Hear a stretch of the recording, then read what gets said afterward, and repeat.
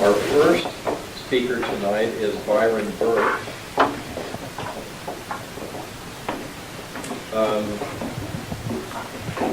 One of Byron's key issues is to make sure that property is properly assessed so that you don't have some people carrying an extra heavy burden and other people having too light of a burden.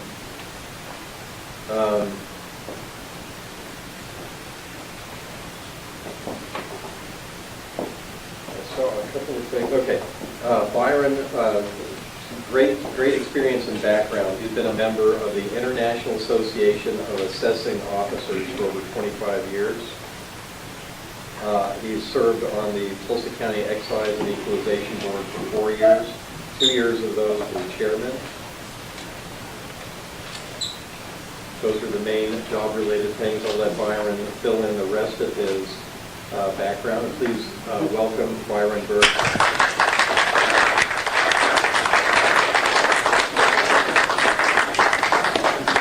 Thank you very much. I am Byron Burke. By trade, I'm a property tax consultant, but I'm also a victim of severe allergies, and all week I've been a politician with no voice. Luckily, it's bounced back tonight, but I can't guarantee it'll last for 10 minutes. We'll see. If you'll just bear with me, it might change options from time to time. I started my career back in the 70s in the assessor's office, and had moved back to Tulsa from OU, and had married and had children. And my oldest son Taylor is here with his wife Rita, and my one and only grandchild Helen. She's the one that voted for B-Ball shirt.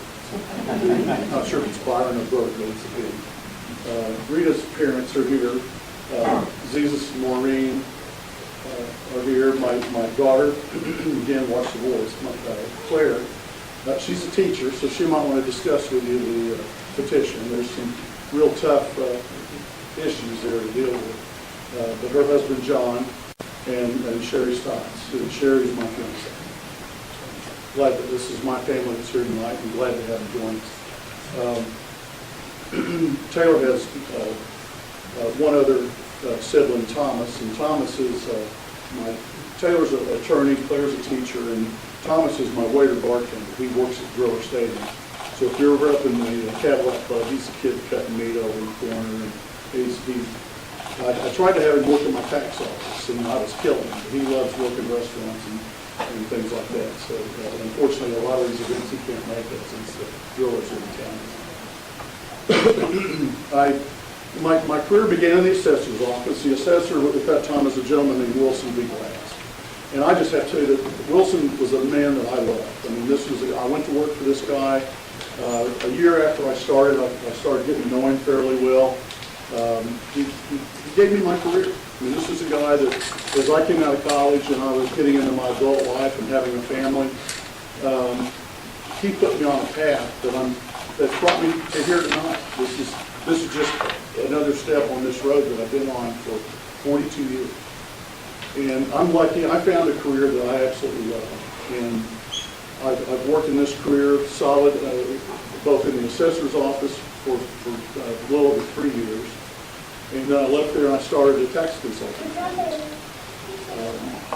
So for the last 40 years, I've represented property owners on ad valorem tax matters across the country. When I first began, I was very fortunate. I got to do a little bit of work for Safeway. And that kind of grew from representing Safeway in Tulsa into Oklahoma. And eventually I was introduced to like the Little Rock division and then the Oklahoma City division, Kansas City. And pretty soon I'm 27 years old and I'm working all of Safeway. And I mean, it was very, very fortunate. Unfortunately, Safeway left this part of the country, you might recall. They got bought out. And so they left this middle of the country. But that introduced me to Kroger stores. And so Kroger Grocery became my client. My Oklahoma clients have been like Love's and Hobby Lobby, but I've represented Federal Express, and I still represent Ross Dress for Less and Hobby and Love's. But why hire a consultant? You have an assessor, and they run an assessment office. Why does a company, at this time, Hobby had 40 stores when I started. And I'm going to retire in about 2 weeks.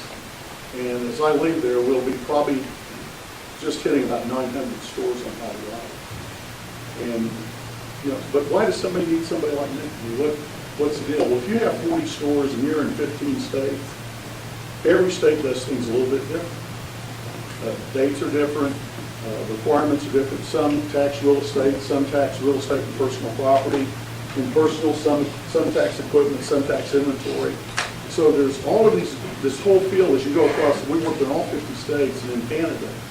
In every one of these jurisdictions, they do things a little different than we do in Oklahoma. Some things they do in other states are much better than what we do here, and some of the things we do in Oklahoma are pretty smart. So for all those years, I've worked across the country representing all these clients in all these states, and I've just drowned in information about ad valorem taxes for my whole working career. And now it's going to wind up for me. But I'm not ready to quit working, but I'm ready to quit working on something that has me traveling all over the place. And I have such admiration for the assessor's office. And I think that probably has its foundation in the fact that Wilson Glass, his assessor, gave me this opportunity and stayed my friend the rest of his life. And it was just a career that, I got bit by a bug or something, because it was something that I've lived and breathed this business for over 4 decades. And it's just something I love doing. I'm lucky I can get up every day and go to work, and I don't feel like I'm really working. It's hard to explain what a pleasure that is to have a career that you started at 24 and at 66 you're still into it. And so that's what I've been doing.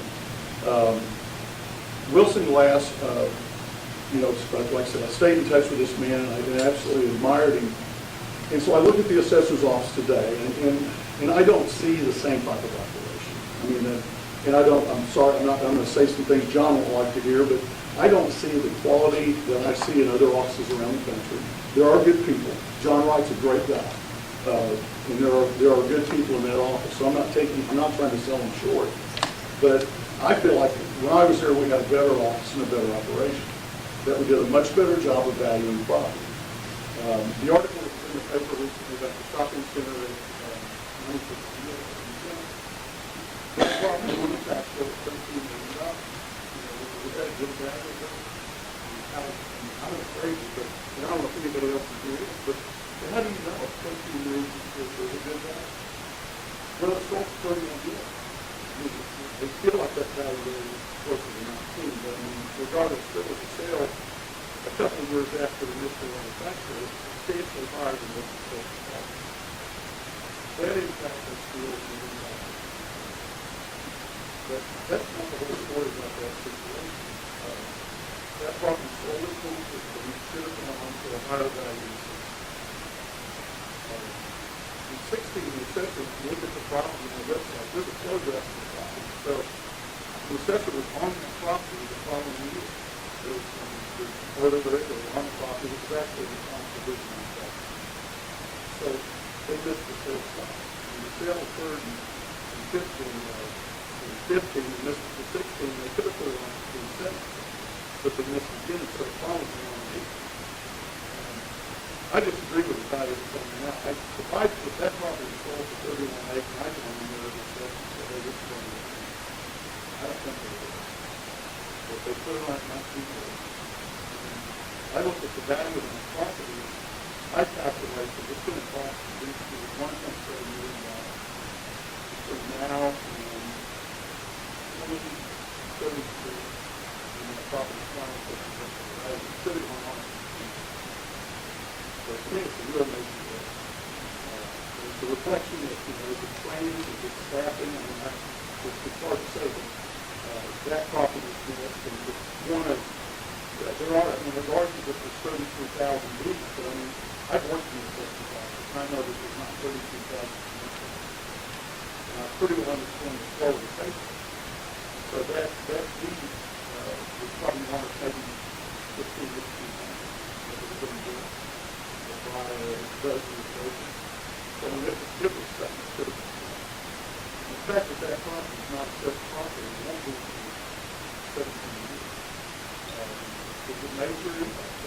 schools and public and county schools. But it didn't stop there. They had the property assessed in a tax district that excludes citizens, and so it's called 252. So this shopping center, and all the things that are in it, the tax is go away. But it's great for like tax.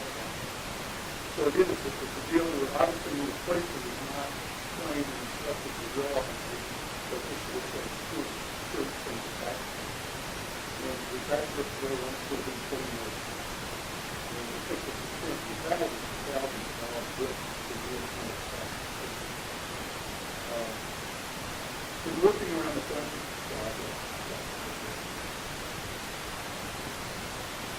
You're looking around the country and all these different systems. I mean, I've noticed that in my company, at one point I had 28 facilities. And I had an office in Tulsa. And I built this company from one man show. But it's not bigger, it's got hard different people. Things happen, people make mistakes.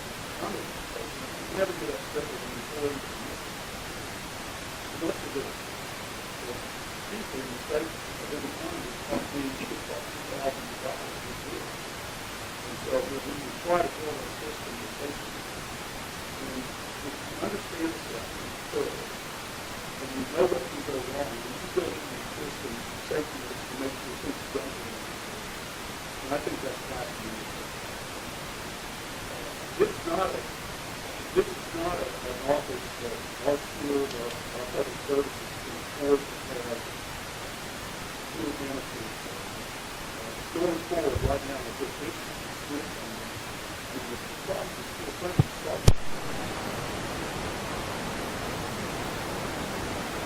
Values that have not been changed in 10 to 15 years. And so we have a budget, and it's adequate. We have personnel, and they're adequate, but the job's simply not getting done. We have an absentee assessor. Ken Yazel's the assessor, but he's rarely at work. And so we have a leaderless office. And I think when you see the problems that have come out, and other ones are going to come out, you'll see that there's problems that are costing our schools money. And I think it's a lack of leadership. And so I've led a company. I've handled tens of thousands of properties across the country for major corporations. And I know mistakes can happen, but I know I can lead an office and I can lead a staff.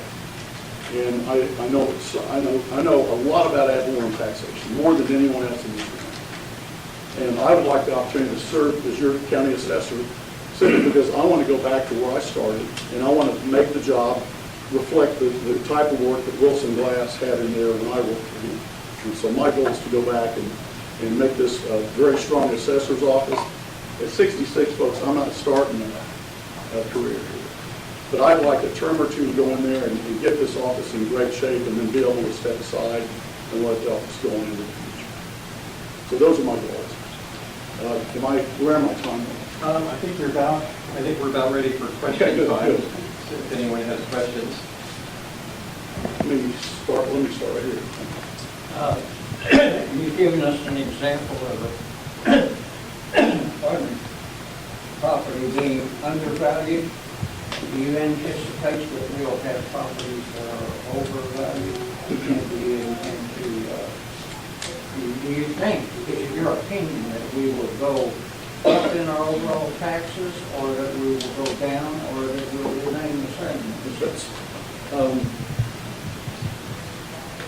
I know that this group is very conscious of taxation and the level of taxation in the state of Oklahoma. Oklahoma is really good at hiding your taxes. I mean, it fascinates me.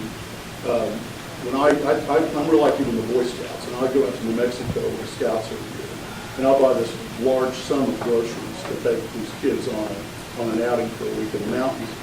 And I'm always amazed at how much cheaper my groceries are because there's no sales tax. I'm fascinated that when I went to work in Tulsa County, the tax rate was 70. Today it's pushing 140. You get a tax increase every year. But it's so minute you don't see it. But 5 or 10 years from now, you're going, what happened?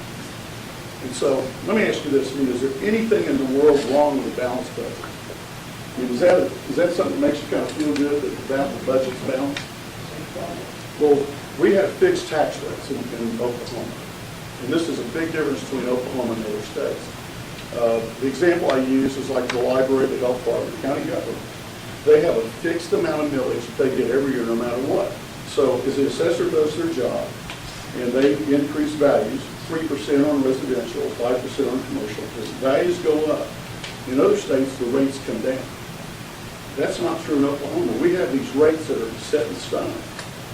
And so, let me give you one, if you don't remember anything I said tonight, remember this. A fixed tax rate does not give you a balanced budget. Okay, that's real important. A fixed tax rate will not produce a balanced budget. It produces a surplus. And so, here we are, your value is at 3%, and these entities that have fixed tax rates, when I ran my business, my budgeting was to look back a few years and project forward and say, I can give raises or I can open an office in Houston. I mean, I had to make decisions. The government's budgeting process is how much we get. And they make it look like they need that much. But there are surpluses in Tulsa County that, and nobody's breaking the law. Okay, I'm not accusing it, it's the system's breaking. And so, yeah, I do anticipate there'll be increases because there's no way to avoid it. Unless we can deal with fixed tax rates, you're getting a tax increase every year. Those fixed tax rates were voted on by the people. The people set those tax rates, that's why. Well, you can't change that if it's a vote of the people. Oh, absolutely. I'm not saying I can wave a wand and change this, but I can advocate for it. Well, Tim Edison's been advocating for it for 10 years. Maybe he didn't approach it like that. But the point is, wrong. Pardon me? How do you go about it wrong? I don't think you set yourself on fire and run through the courthouse and accomplish anything. I think you build a coalition with other elected officials. And what I'd like to do is be able to show them what other states do. In Texas, when you have a value increase that produces more than a 3% bump on any budget, you can petition for a rollback. If it's a 7% increase, the rollback election is automatic. So just like I have safety nets in my system to avoid errors, we need safety nets in our tax formula to prevent automatic increases. And they're there every year, and you all don't see them because you don't realize that they're there. But some of those can be recalled, some are constitutional, some are statutory. well, we have a big problem in the county with the budget board because they have, even the individual departments have excess money at the end of the fiscal year, and they just write it off the books and hide it, and then they appropriate a whole new budget for the next year. They never, instead of, if a department has $2 million extra at the end of the year, instead of cutting their next year's appropriation by $2 million, they just appropriate the full amount. I was on the excise board for, I think, actually 5 years, and so I had a lot of my career was spent seeing where the money comes from my clients. Excise board is the other reason I'm up here tonight, because I had the chance to see where the money goes. And I got into arguments with them, and they kind of showed me the door down there after 5 years. They were kind of glad I was Well, gone. that's part of our problem is in the excise and equalization board, just rubber stamps whatever the county commissioners give them, and just, they don't question it, they don't do anything about it, they just rubber stamp it and go down. Yeah, I tried to question it. And I tried to question it, and I was no longer on the board. One year we had some judgments against us. I mean, the county gets sued, and I hope you all realize when somebody dies in the jail, or somebody gets released from prison, that was put in prison apparently for, incorrectly, and they get millions of dollars, you're paying that. It's on that city sinking fund. And so that all comes back on you. And one year we had 14 million in surplus I bought, and we had $1 million judgment. And I suggested that we pay it, and they said, no, what we do is we put it on the tax roll for the next 3 years. A little bit of millage goes on your tax bill for 3 years, and I believe 5% interest perhaps, it used to be 10. But the county recaptures that money. So like the county retirement fund will buy the judgment, and they'll pay it, and then you guys will reimburse them over the year. So, I'm sorry. Did I answer your question?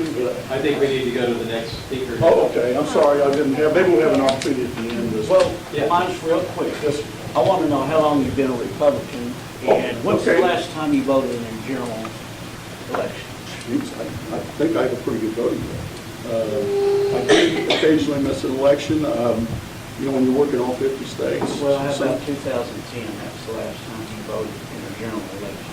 I don't think that's true. Well, Don't think I voted in the president. I don't know. I looked it up and, Well, I'd like to see the record. I voted in the last presidential election. well, Not your information. As what? I'm sorry? as what? I became a Democrat. I was a Republican. I was raised a Republican. My family's a Republican family. Wilson Glass was a Democrat. And my mentor, to support him, I changed parties. I've never been a real active politically, but I'm back in the Republican Party. But, you know, so was Ronald Reagan. And he said, you know, I didn't leave the Democratic Party. They left me. I mean, really, do you think I could have stayed in that party with some of the people they have on there? There's no way. Well, it's just a black and white. You know, you either did or you didn't, or whatever. You don't need to. I did vote. Okay, well, I'll be happy not to explain it, but no, I'm a very conservative person, and I consider myself a Republican. We need to go on to the next speaker now. Okay, thank you for your time. Thank you. Thank you all.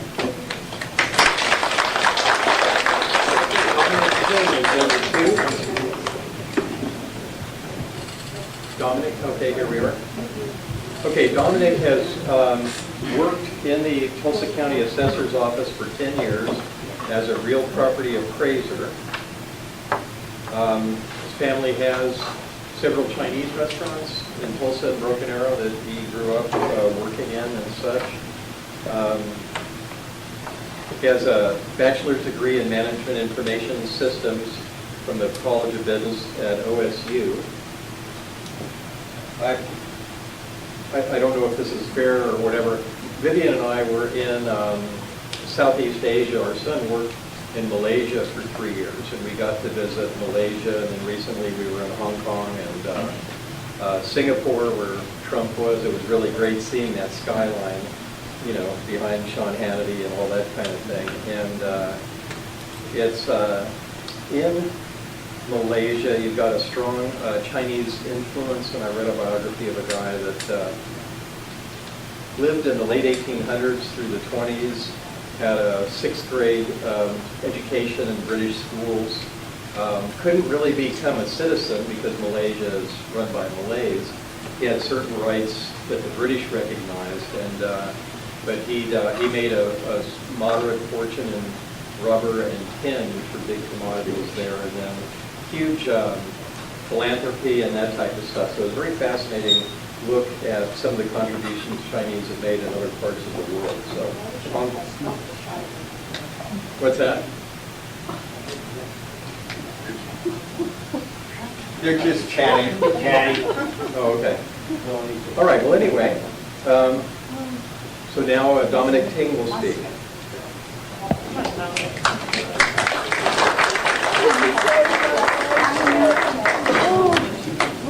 Good evening, everyone. Thank you so much for having me here tonight. My name is Dominic Ting. Speak up a little bit. My name is Dominic Ting. I appreciate you having me here tonight. I was familiar with the 912 project before, but since then I did some research and can say that my values and ethics align pretty much spot on. I was especially excited to hear that we're going to be having this town hall here in this church where I grew up. Actually, I was baptized here. It used to be called Evangelistic Temple. I found a picture of me and my cousins right outside the door there with our this little tykes. So I am a lifelong Republican. My folks are both Republicans. Mentioning Malaysia, my father is from Malaysia. He came here to go to Rhema Bible School where he met my mother. So yeah, a little bit more about my background. Born and raised in Tulsa, went to Edison, 6th through 12th grade, went to Oklahoma State, got my bachelor degree. I'm certainly no stranger to hard work. I've worked in many restaurants, call centers, hotels, in management, security, you name it. I have been at the assessor's office over 10 years now. My current title is a senior appraiser. I spent 2.5 years as a residential appraiser, and then the past 8 in the commercial department. I am an accredited member of the IAAO. My vision for the office is comprised of 3 different parts: technology, staff, and accurate and equitable valuations. To speak to the technology portion, I've subdivided it into 2 categories: one in-house technology and the other public technology. One thing that we have to implement in our office is statistical modeling, which basically is to say, if you take a neighborhood and you look at the sales and you find that 2-bedroom, 1-bathroom homes are selling for $100,000, and you find that 3-bedroom home, 1-bathroom are selling for $125,000, it's pretty safe to say that an extra bedroom in that neighborhood is worth about $25,000. So that's what the technology would do that I would like to build. Another example of how to improve technology for the public is a sales comparison tool. For example, you can just enter your address, it'll produce all the sales comps in your neighborhood, just to show you homes we're selling for, and basically make sure that you can see that we're accurately valuing your property. We have a little tool on our website. It's not quite what I would call a sales comp tool. It tries to accomplish the same things that I'm mentioning, describing, but we could do a lot better with the algorithms. Also, when I talk about the staffing, we could improve some of the training that we do. Some examples, something as small as maybe just educating our appraisers a little bit better about maybe HVAC systems, the difference between a geothermal system and complete HVAC. That's one example of one way that we could just do a little bit better with our training. Also, it's kind of hard to hire someone like the property that Byron had mentioned at 91st and Yale. The original appraiser, she's no longer there. She did put it on for a cost, so she just tried to determine what it cost to build it. Since then, another appraiser, I think she's been there a couple years, she had it in the 4-year resurvey, and she, I guess, determined that the value at the time was fair. But it's kind of hard when you hire someone out of college, they're in their young 20s, and you expect them to go head-to-head with big tax attorneys from New York. It's a pretty daunting thing to ask of someone. So this job, you can teach all the theory you want, but you really need real-world experience to be effective and to be confident and steadfastly defending the value that you placed on the property. And the last thing, the fair and equitable valuation. So we got to make sure that the largest, most expensive properties are being valued just as accurately as the smallest homes. Like I said, the technology I'm speaking about is one thing that would accomplish that, but also making sure that our staff are very experienced and just know what the job is and have the wherewithal to just stand by their valuations and produce an accurate value in the first place. In closing, I want to be the next county assessor because my vision will ultimately equate to accuracy, efficiency, and equality. Thank you very much. What's your name again? Dominic Ting. Say the last name again. Ting, T-I-N-G. Thank you. Mr. Ting, Yes, ma'am. have you identified any software packages or software, hardware systems that are available that you would like to implement in the assessor's office? Unfortunately not, none that are proprietary. There's a whole group of us that, we're all tech geeks at heart, and we have been sort of dorked around on the side, as we call it, building our own. It may sound crazy, but we think that we could build better technology than exists today in-house. And of course, it would be open source, and it'll really cut down on expenses for the taxpayers. So you're in the commercial appraisal division? Correct. So you supervise the people that missed the $31 million sale? No, I do not supervise anyone. You don't supervise anyone? Well, okay, so they are co-workers of yours in your division? Correct. Okay. You had mentioned at the American Legion debate that the office, you wanted to move it to merit-based management and asserted it was not merit-based now. Could you expand a little bit more on that? Not necessarily management merit-based, just all positions. I mean, I think isn't that how capitalism works? Isn't that how business works? If you work the hardest, if you have the best ideas, if you show up the earliest and leave the latest, usually you're rewarded for that. But if that's not how the office is running now, what form of management are they operating in? I'm not sure, I couldn't give you a term as far as, I'm not sure what you would call it. I just know that there's some employees that really do a good job, they work hard, and they're really not acknowledged or rewarded for that, and vice versa. I mean, I don't know if anyone here has worked in government, but I don't know. I worked in a private industry my whole life. This is the first government job I've ever had, and it's really funny how it just differs in the way that private industry operates. You know, when you have to look out for a bottom line and balance budgets, and it's just something that's very different, I would say.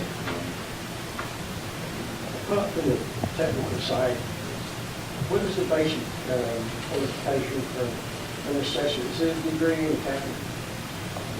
Mr. Yazel, in order to be a commercial appraiser, his policy is he would like you to have at least a bachelor's degree, but all other positions. And you have to be in accounting or? No, sir. Anything? Yeah, anything. Mine is in management information system, which is computer business. We have marketing majors. I think there might even be an English major, so economics major, so. Do you have to take courses to become a certified assessor? Yes, ma'am. So through the state, 7 courses that certifies you. And going back to the people in the office, when a person is hired, are they just put anywhere, or are they put into a place depending on their experience and their training? From what I've seen, we do put an ad in the paper, and so a lot of people do respond for that specific job.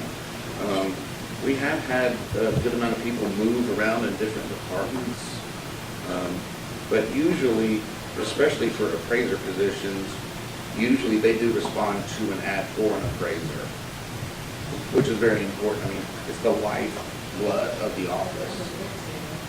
So that you have a qualification, meaning they are appraisers, certified appraisers? Yes. If we hire them on, then we put them through 7 courses offered through the state, through Oklahoma State University actually, and that certifies them. So do you have a plan to improve that part aspect of it, the gym plan in place that you're thinking about as far as improving that, so these mistakes are not made again, since you've been working there and you can see the mistakes? Well, Or are you just gonna let it continue?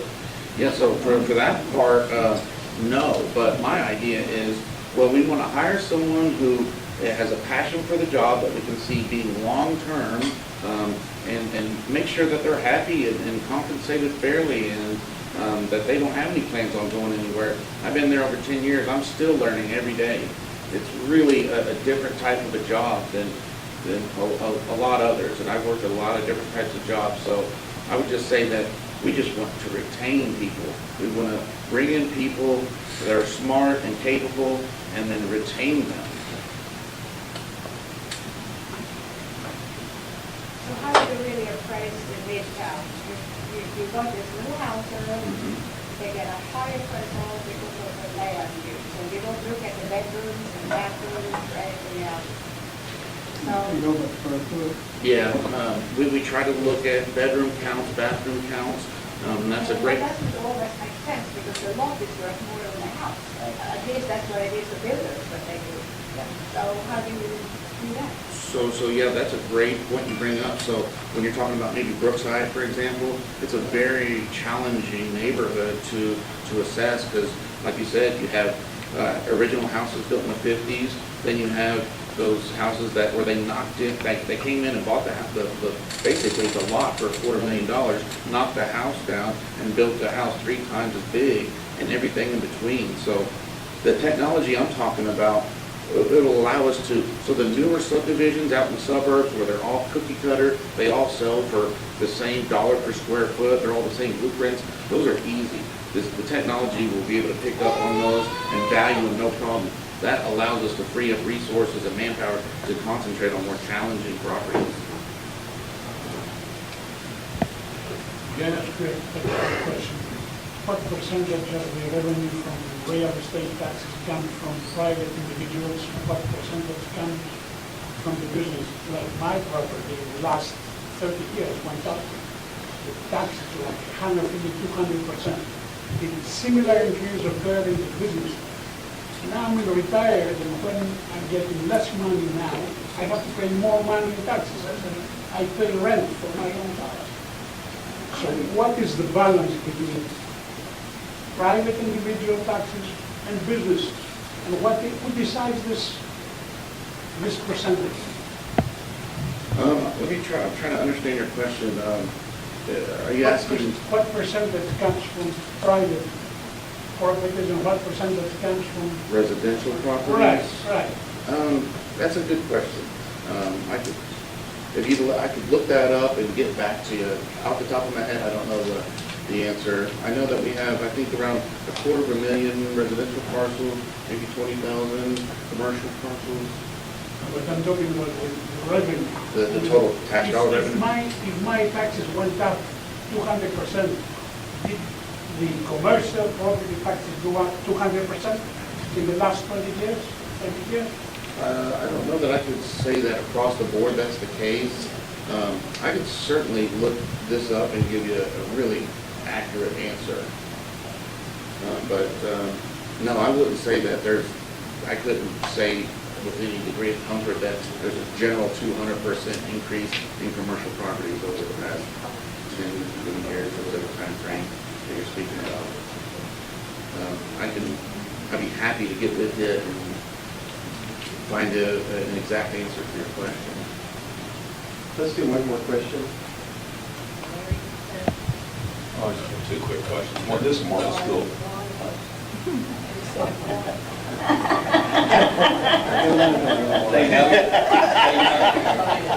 We always cut Larry a little extra slack. Ever since the county convention a couple of years ago. Okay, this is more of a, I had 2 questions. I don't know which one. This is the short thing. This is more of a school question, but I want to know how you feel about it. Would you support restoring the taxpayers' right to vote to approve the school mill levies? Would I support the taxpayer's right? Restoring the taxpayers' right, which we used to have prior to 1992. Taxpayers' right to vote to approve their school mill levies. I would, honestly, I don't know. I would need to look into that also. I'm not familiar with I was under the For impression. state that until about 1992, the school districts didn't automatically have a right, the school patrons, the voters in the school district got to approve or disapprove based on whether they approved how the school board was running the school. That was like a last line of defense or oversight the taxpayers had, the school papers had over how the school board was running the schools. They could disapprove the school. To me, I mean, I can tell you this, I mean, I'm all for more power to the voters. Plain and simple. Without a shadow of a doubt. You know, I think that real estate taxes are the most, the thing is, the house is worth whatever the person paid for it when they bought it. And then you come in and you say that it's worth this much more, but they don't have that money. They don't have any money in their pocket to be able to sell the house. So how do you explain that? Well, we do just what to accurately value properties, sales. No, but there is no more money in the pocket for the homeowner. But we do have a circuit breaker. If your income is too low, you There's some exemptions available. Peggy's asking about. I would certainly hope we're not over Peggy. Your turn. It's not worth it to me more than I paid for it. Well, but that's not the law. And you tell me that it's worth Yeah. $100,000 more, and I pay for it. So I don't believe that. That's why they want to. Okay. I would just hope that we're accurate. Tom Blues. Let's, thank you very much.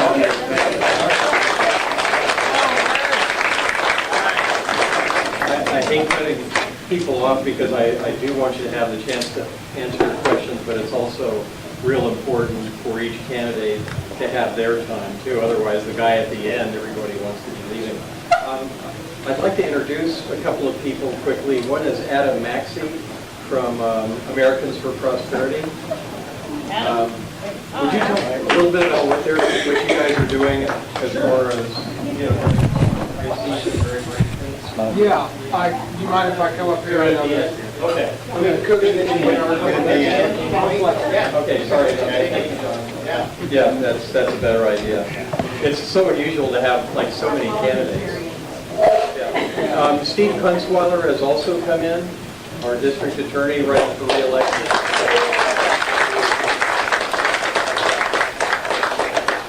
Okay, and our next candidate is Darren Gantz. I just wanted to say, most people tell me to just sit down and introduce my daughter because she's the better part of the Kunzweiler equation. My daughter Jackie, she's 17, going to be a senior next year.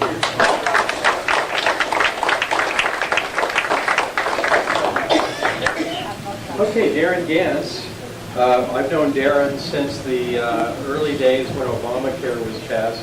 Darren, as an insurance agent, got very involved with this. He was one of not a very small number of people who read the whole bill, the whole 20,000 pages, and became familiar with it. And I went down with Darren and a few other people as they were trying to do some stuff at our state legislature and lobbied against it, and ultimately we were successful.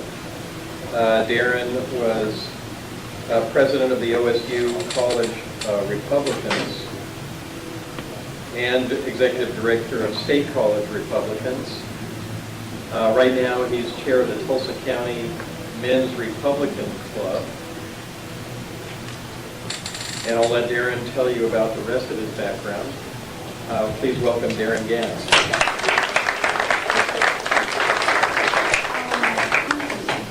Well, good evening. I know you're excited, right? As one of my friends is running for assessor in Oklahoma County says, it's like you're in the 4th floor of the basement while all these governors and congressmen are running for the same time you are. It's real exciting. And it's about the same at raising money for the office as well. I'm a 5th generation Oklahoman. I'm raised in the 6th generation. My family came here before statehood. And primarily, my great-grandpa told me it was because they were getting taxed too much. I know that sounds crazy, but when you come from Tennessee, the land's always a-changing. Sorry? You're from Tennessee? I'm from right here. Creek County. I was born in Sapulpa, Oklahoma. Yeah, my great-grandpa. Oh. Yeah. Where was that? I see this. When I go to the mall, if any of y'all have not been to the mall lately, you'll run into this gentleman. He's always walking all the time. I see him quite often when I go. Like I said, I'm married to my wife now for 24 years. We were engaged for a year. We dated for a year. I'm remiss in telling you this because she tells me don't tell people this. But I actually met my wife because one of my best friends went to ask her out. She told him no. And later, a few months later, she ended up going to Oklahoma State University where we met. And she said, that's when we met. She said, I was trying to do my job. We have a son, he's 14 years old, straight A student, all AP classes, plays baseball.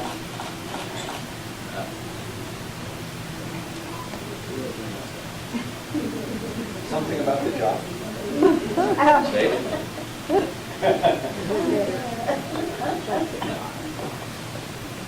You got a leash on tonight? No. Got a mouth, got a freedom.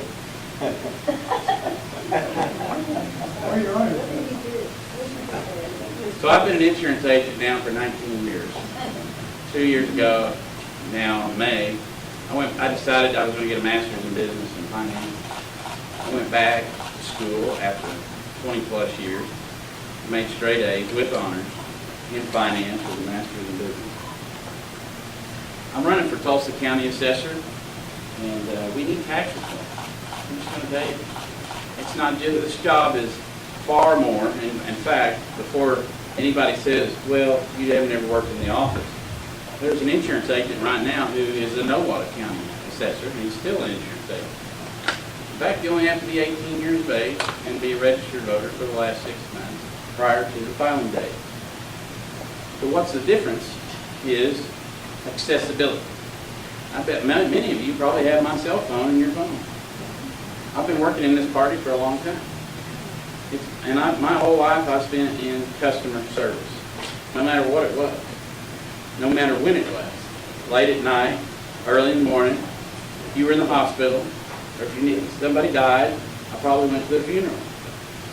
The one thing we need from our next Tulsa County Assessor is accessibility, good customer service. We need transparency. We need a good technology system. Let me give you a case in point. I'm knocking doors. Come up on a civil engineer. He said, what are you going to do different? And I said, well, one of the first things I'm going to do within the budget is there are companies out there, and I've already looked at one of them, they're available. And it's much more user-friendly than the current system that we have and when you get online. And it takes schematics of the local town, and you're able to bring it in. He goes, I'm so glad you brought that up, because when I go to Oklahoma County and I do business, I can pull in the city of Oklahoma County, and I can pull in their city waterworks right into my computer, into my screen. I can pull up data from anywhere that's going on in that city or in the county. Our system can do the same thing. And another point would be, as when you go to a closing table, your realtor always gives you a good faith estimate. But how many times have you got that shock of a lifetime? Believe me, as an insurance agent, and I've done this many times, we're filled with these phone calls when somebody says, hey, my property tax, my homeowner's insurance has gone up, and now I've got all this escrow money I've got to pay. Well, let me take a look at it. No, it hasn't gone up at all. Have you looked at your property tax? Well, they told me to call you.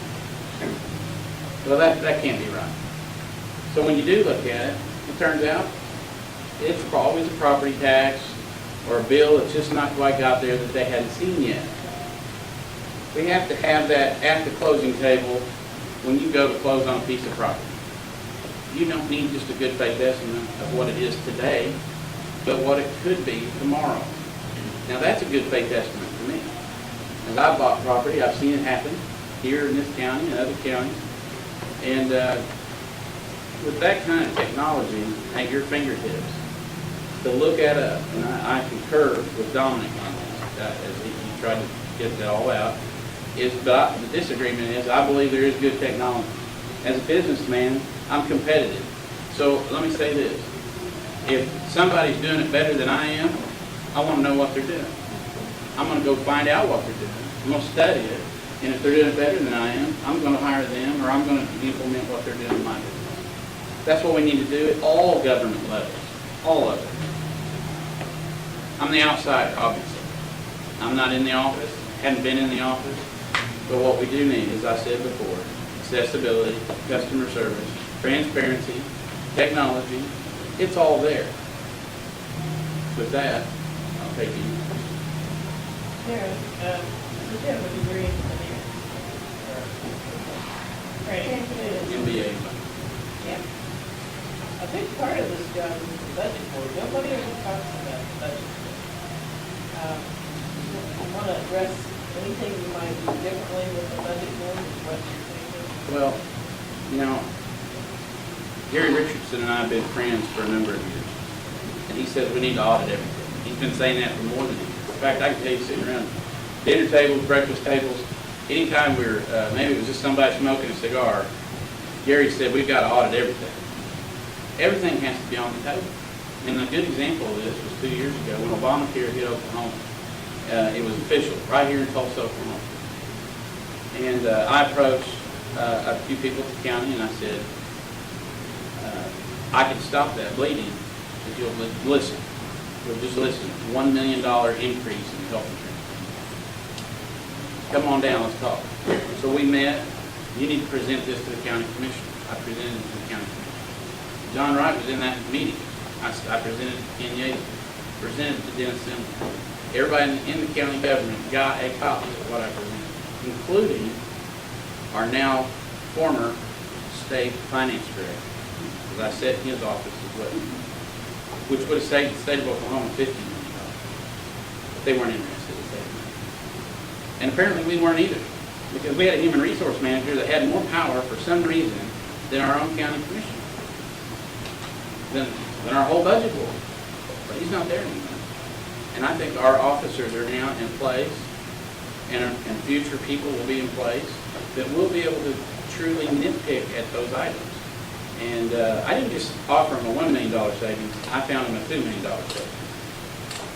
So it takes the eyes that are willing, and it's somebody that's willing to go, and as Tom put out earlier, that we went out door to door to state representatives and state senators, knocking on their doors and explaining to them what Obamacare was. It's the same thing in this position as a budget board chairman, or serving on the budget board. We need to be open. We need to be listening. Our government's too big, and we need to bring it in. And I'm going to tell you something. I told Gary Richardson this over a year ago. Some of my friends and family live in Texas, and as his does. And I said, Governor Abbott is going to be pushing for property tax reform. And they passed 4 within the first 2 months of the last session. They're pushing for more right now. I got an email from him the other day. We're going for 8 more next year. Folks, I'm here to tell you, you want to be competitive with Texas, they're getting all the jobs. They've got huge slush funds. We've got to be competitive too. And I think that takes leadership. And I'm willing to do that, not just at the county assessor's office and budget board, but going to the Capitol and fighting for it. That's a long way to get to your answer. But there's a lot more. Just like Obamacare. If you want to talk about the motorcycle helmet law that's inside of it, we can talk about that. I'm sure you'll be bored of it. I have the same question for you. Do you know what is the balance between taxes for private individuals and taxes for commercial property in the home? The balance. Are you talking about what the assessment rate is also counting? I think what he's asking. $100 total revenue from real estate. How much does it come from private individuals and how much it comes from commercial property? Do you know that? Residential versus commercial. You know, I know I've read it, but I don't remember it. I don't remember it. When you've gone and knocked on about 1,500 doors in the last week, your mind's pretty much clear, so I'm sorry. That's obviously something that we can work on, if that's something we're interested in. I can find out if you like. Or you probably already know, right? I don't know. If I knew, I would ask. I understand. It's a little bit interesting to me that nobody knows the answer. Yeah. Well, I mean, how much do we pay as for residential? And when we increase our taxes for Well, the average in Tulsa County is 4% increase a year. Now, not everybody's getting that 4%.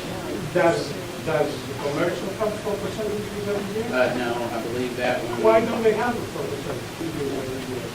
I'm talking about the average, Right. and I'm sure, And the average is up. why don't they? Well, you know, I'm not there. That's why we need a new set of eyes. We need somebody to take a look at it. And I'm willing to do that. Isn't there a state law that limits the tax increase to 5%? On the- On private residential side.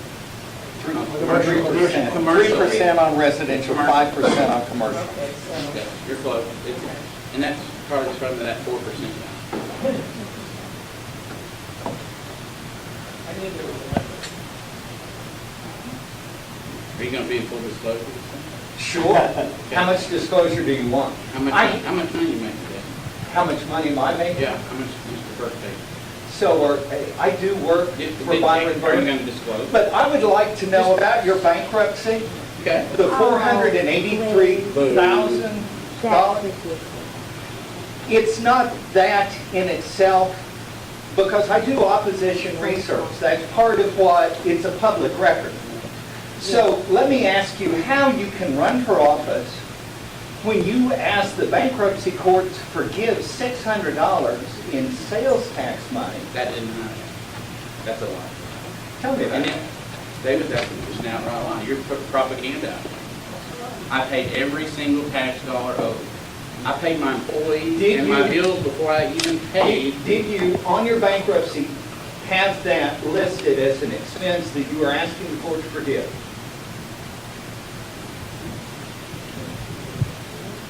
What did you file You have your bankruptcy? attorney. I did have a Yeah. return. Well, he needs to be here then. Winners King and Why Associates, did, you Darren, guys. why did you file bankruptcy? Why did you have to? Well, I had a store right down the street here, and the first thing that happened is we had an ice storm. That got broke into, lost money. Had a neighbor who had our truck towed. I had the I-44 was closed down for months. The city of Tulsa closed down 2 driveways. I mean, you get mad at me all day, and you get mad about somebody filing bankruptcy, but it's the legal remedy when you've exhausted all efforts. I paid money out of my pocket from my insurance business to keep my employees going. Before I ever paid myself, I took money out of my own pocket. And when you lay somebody off, David, you might think that this is trivial, that there's nothing like it to see grown men cry. And you can make fun of me, you can get ugly, but, I'm just going to tell you, there's nothing that is more hurtful. Nobody opens a business to go out of business. And if you think that, then you have never owned one. I risked my capital. I risked my house, my cars. I risked it all. And that's the American dream, is to go out and risk your capital to have something better in life. And I did that for my employees. Was I ashamed? You better believe it. You better believe it. So when was it, 210? I went in And then I believe, it wasn't last 2010, I believe. I don't even remember the year the bankruptcy, but the year before, I kept it going. We went from $48,000 revenue to 24 from April to May. My minimum expenditure budget was 24,000 to close. When they started going down, my money in my pocket started coming out. And my bills still got paid at my home, or the judge would have took my house and my car. Let's see, one more question. Do you have any? Okay, thank you, Darren.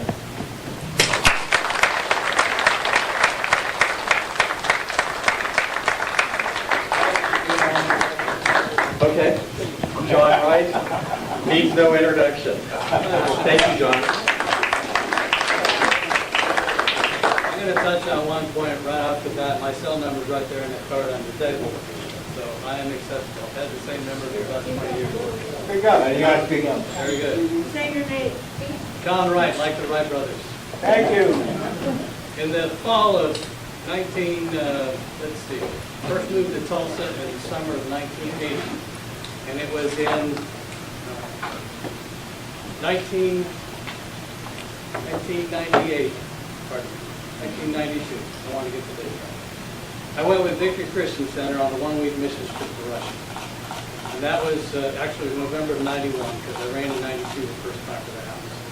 I spent a week over there, and you got to visit with people individually, and you find out they're just human beings like you and I, with hopes, dreams, and aspirations for themselves and for their families. And I came back from that trip thinking that if you're not going to go overseas as a missionary, you had a responsibility to get involved civically to preserve the rights that we have received in this country at a very high price. That was my entrance into political service, public service. I ran unsuccessfully in 1992 for House District 75. I was fortunate and I won in 1998, and I did serve 12 years in the House of Representatives. When I got elected, I had been a successful contact lens sales representative. I took over a $28,000 cut in pay, and they took the company car and the retirement package. I did that because I felt it was important to serve in the way that I had the door open to me to preserve what we have received at a very high price. It's the same reason you're here tonight, because you care deeply about this country and the direction that it's headed in. And that's what motivated me. I had no intentions of seeking a career in public service. I left a career in order to serve the public. I met Ken Yazel when I was knocking doors in 1998. He lived in Broken Arrow. He invited me to a Super Bowl party in 1999. He's a gregarious kind of guy. I showed up, and that began the conversation with the current county assessor. During the time that I was in the House of Representatives, he contacted me on a couple issues, as well as other Tulsa area elected representatives. And I had an opportunity to dialogue with him on some of the legislative issues. When I was finished in the House of Representatives, he essentially recruited me to work in the office. I tried earnestly to get back on with the contact lens company. Actually, you saw the letter earlier today. And the door was closed to me. I went through the door that was open, and that was to serve in the county assessor's office. Okay?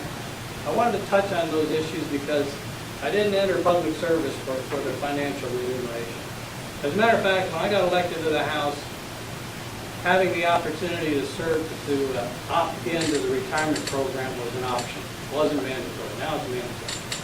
But I prayed about that. I thought about it. I opted out of the retirement program because I didn't want a debate, a vote, any participation in any committee to be impinged on whether I thought I could get reelected to qualify for the retirement program. So I'm not in the state retirement program for that reason. Okay? And I don't talk about it much, but I've been accused of essentially wanting to pad my retirement, and that is not the reason I'm in public service. Okay? The first 6 years I was in the House of Representatives, we were in the minority. The Democrats had controlled the legislature since the 20s. Okay? And so I won the Mouth of the House award because I stood and took the floor and challenged the policy at every turn. As a matter of fact, because of that, I was elected as one of the minority leaders by my colleagues because of my eagerness to engage in the process. The budget board question has been asked. I've already received the nickname of the rake, for raking them over the coals with the questions like that. I believe good stewardship can answer the questions and shouldn't hide from the questions by the elected officials or the public. And Byron's right about the rate-based system generating a lot of excess tax revenue, and there ought to be complete accountability on where that money goes. Ken Yazel has been very aggressive in trying to ferret out the excess funds, and he has not made a lot of friends there. I take a different approach, a more strategic approach. I learned it at the Capitol, and I think it's far more effective in terms of actually getting something accomplished. Okay?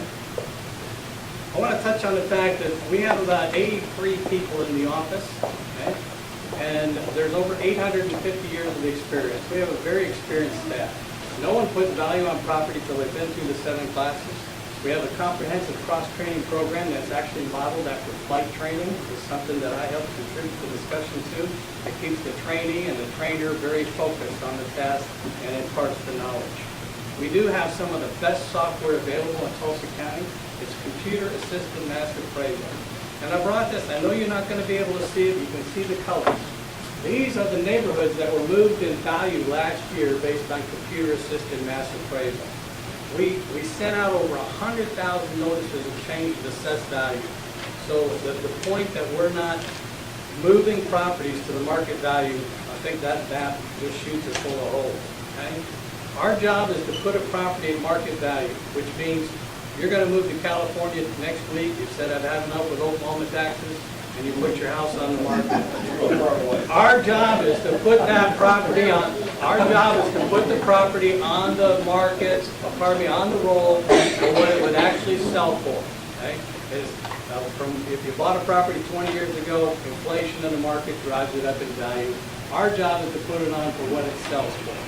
And we're supposed to have it between 90 and 110%. We don't get to see the inside of your home. I think that's appropriate not to give government access to the inside of your residence. Okay?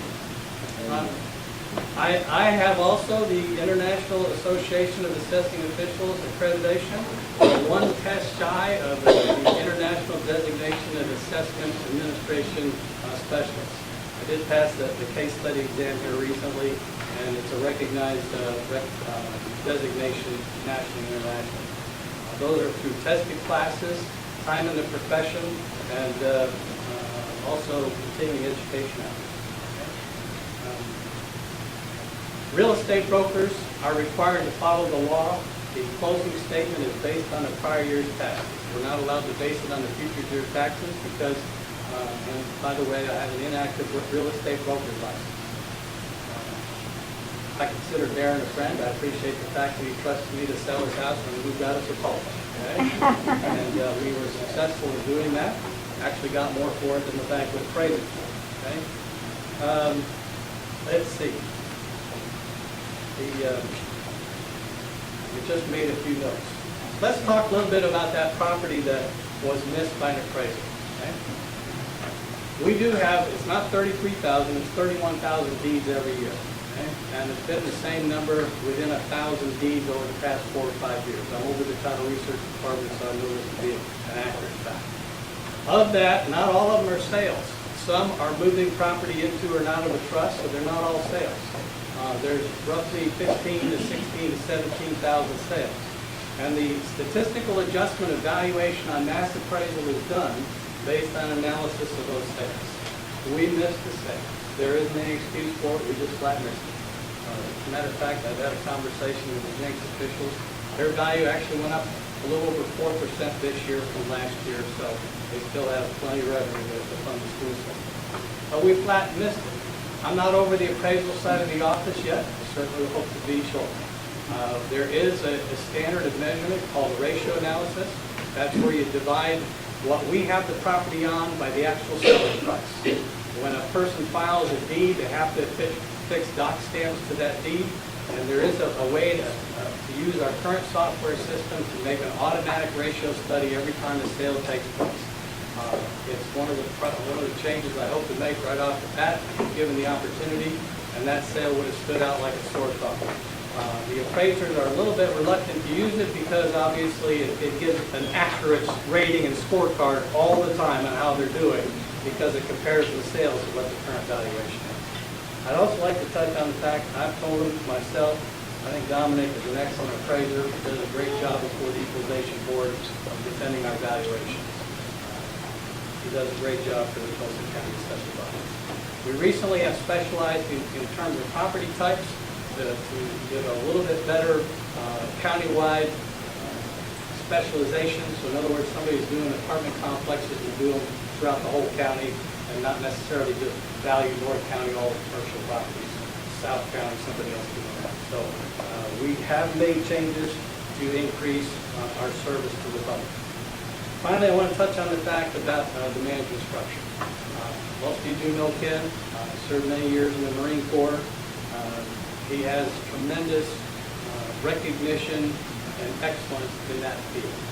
He basically has structured the office with, I believe it's 6 or 7 different departments, broken up between residential appraisal, commercial appraisal, the IT department, taxpayer services. It runs with a chain of command system. He is in touch at least twice a day with the office, and all the big decisions are still run through him. He does run the office with an executive staff. I've had the honor of serving on that staff since November of 2010. Okay? We're not perfect. We do 16,000 deeds. We miss one. We freely admit it.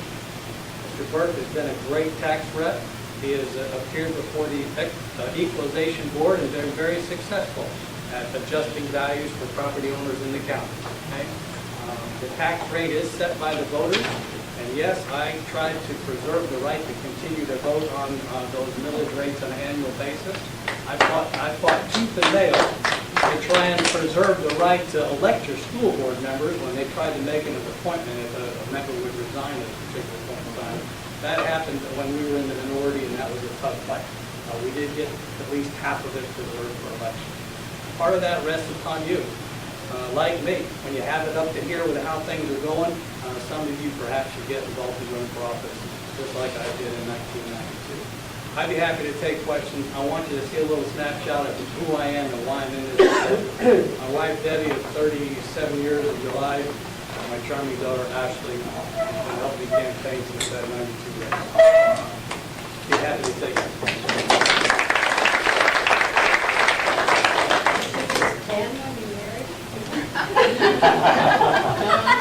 My new best friend. You're right. You really admit your mistake. And I believe I heard you say that you have ideas or have steps that you've taken to prevent this happening. That's correct. That process has been under complete review currently. The property that Mr. Burke mentioned about the A/B classification in the city sinking fund, that review is currently underway. You know, when an issue is brought to our attention, we go to work trying to fix it. You know, I told people that we don't mind being held to a very high standard. It's the standard that we expect of ourselves in the office. Ken runs a very tight ship, and we strive to maintain a high level of excellent service. Our website gets 3,000 to 5,000 hits a day. It's not like Oklahoma County. It is structured for the information that we get a lot of compliments on how easy it is to use. You can do a similar property search, and also you can map those properties. If Mr. King has some suggestions how we can improve it, we're certainly willing to look at that. Talk a little louder with the answer, please. Okay. So, I'm really concerned about these misappraisals. I know you said we've got one. Do you have any idea how many misappraisals there are? And I want to just tell you specifically, I live in the neighborhood I grew up in. I bought a house in 1994. The house is 2,300 square feet. It's on the Tulsa County Tax Assessor's rolls as 1,500 square feet. I found out one time when somebody came for an appraisal for me to get a second mortgage, and I kept thinking, this house is bigger than this. I bought 4 more houses in the neighborhood about a month ago, and 2 of them are not properly square footage-wise assessed by the assessor's office. You know, there's a lot of discussion about square footage and what's able to be quoted. There was a couple of court cases when I was in the real estate profession about what is lawful to quote because of the way in which some people calculate one over the other. When I was in real estate, it was if it's under heating and air conditioning, sometimes a finished attic. Trust me, it's all under heating and air conditioning. Well, good. And I will tell you that when when they're measuring new subdivisions, new construction, they try and get in there right before it's finished, so we get an accurate measurement. So when do they go back out and reevaluate? Ever? Yes, we're required to look at 1/4 of the county every year. We have a set staff in the residential area that's visually inspecting 1/4 of the county annually. If you feel that your assessment is inaccurate, we'd be happy to send out. Since 1994. That's all I want to say. There's We'd be happy to others. send someone out and. I'm sure you will. You know, I will tell you I've this. already volunteered to have it properly When assessed. we have the properties less square footage than people believe they are, we rarely hear from those individuals. Is there any recourse if there is a substantial, like in that one particular property, is there any way to recapture any of the tax money if it had been improperly done? If there is, could you tell us a little about it? Yes, you know, when I turned out of the legislature in 2010, former Senator Jim Reynolds really put his finger on a problem in the state. And that was so many of the rural counties did not have their properties at market valuation. So the tax commission completely changed the audit, and it went from a 10-question subjective analysis to a 20-question very objective analysis. And you can please know that the Tulsa County office has been at or near the top since that new audit's been in place. However, because of that new pressure, a lot of the county assessors started changing values. One of the ones that was changed was down in central Oklahoma. It happened to be an attorney's house. And the county assessor put it on for the correct value. However, the attorney made the case, since you didn't catch it in the year in which it was supposed to be done, that he asserted that it wasn't able to be adjusted beyond the tax cap. And currently, that is the law in the state of Oklahoma. So if that property changes hands, it will be looked at again for a new valuation. It is subject to the 5% commercial taxable limitation in terms of adjustment of value. I can tell you nationwide, there's a conversation going on now about the dark store theory. If you're familiar with the County Line Road in Broken Arrow, there's a Walmart there that's been vacant for some time. And the discussion is how do you value those vacant properties? As just a structure or as an ongoing business? Mr. Burton is very very informed on this. And so Walgreens a couple of years ago was bringing a lot of lawsuits about, hey, you're valuing the least value of our commercial business instead of the structure. And so if the property changes hands, it can be reassessed. But because of that court case, it's subject to the tax cap until assessed. I even take one from David Arnett.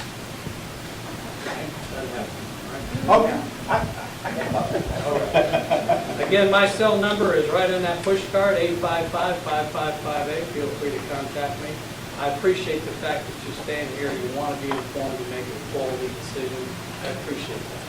But I'm in public service because the same reason you're here tonight, you care deeply about the country and the direction it's going. Thank you very much. I'd like to introduce you very quickly to Adam Maxey before we leave. We've worked closely with Americans for Prosperity on various projects over the years, and great organization. They fill a particular niche. We kind of have our niche, and so give us a little bit of an idea of what you guys are doing during this primary season. Thank you, Tom. I'm going to try and talk loud enough so everybody can hear me. Like you said, I'm Adam Maxey with Americans for Prosperity. We have an office here in Tulsa at 33rd and Harvard. We have an office in Oklahoma City, about 10 blocks from the state capitol. And so right now, I guess what he's alluded to, we've done some thank you efforts and some accountability efforts towards lawmakers who did or didn't put their best foot forward when voting last session. So we've done some of that. We have been very active in the fight with the Wind Catcher project, which I'm sure most of you, if not all of you in here, are familiar with the plan to raise your utility rates. So you can pay for that twice through a federal subsidy and your electric bill every month. But we also, one thing I like about this group, and I know several of you in here you've worked with us before, is you're very engaged, very active. I saw that from the questions tonight, and like Mr. Wright said, you guys are all here because you care. We offer our sister organization, the Grassroots Leadership Academy. Some of you have done some of the things before. We, coming up beginning July 10th, at our office at 33rd and Harvard here in Tulsa, for 6 Tuesday nights, we are offering a grassroots training certification. Basically, it will be classes on the power of free and open societies, telling your story, persuasive messaging, building communities, the history of the grassroots network, and how to impact your elected official. And you come through those courses, and we hope you can leave better equipped to help lead in your community, in this organization, or in your neighborhood, or in your church, or when you call Representative McKeachin, that you can better help, yourself get your point across and be well informed and talk about the issues that are important to you. And we want to make sure that you are best equipped to do that. And so if you have any questions, would like to attend that, like several of the candidates here tonight, my phone number and contact information are on this flyer that's right on the other side of that poster board there. I would love to see all of you there in July.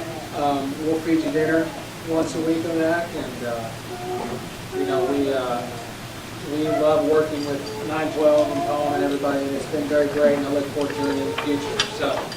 And can they go on the website, like AFP Oklahoma or something like that? Yeah. If you Google something like that, just so we can remember. Yeah, you can come up and my email address and phone number on here. If you're interested in this, I can send you the link. And I bet if I sweet talk Tom, I can get him to send out the sign up link. Sure, yeah, we have to So do. that I can have that. And Adam called me a couple of weekends ago. It was like the last day where groups like his can go knock on doors for candidates, and he gave me some flyers to go and knock on doors for Scott McKeeshan, so that was very cool. And they had a list of bills that were good bills from my perspective that Scott had voted the right way on. And so I was able to go to the door as an AFP person, not a campaign person, and say, hey, if you like the way Scott voted on these, then he's your guy. And I think you're being outspent here, aren't you, probably? I'm seeing a bunch of, huh? He's kind of proud of it, John. Yeah. The guy's running bizarre amount of ads. Yeah, I mean, we're getting, but one thing that I have always told people is that we can be outspent 5-1 or 7-1, and if we have a good candidate, we'll win a lot of the time, but 10-1 gets harder. Okay, that's all we've got for this evening. We do have our candidates here. Thank you guys very much for coming.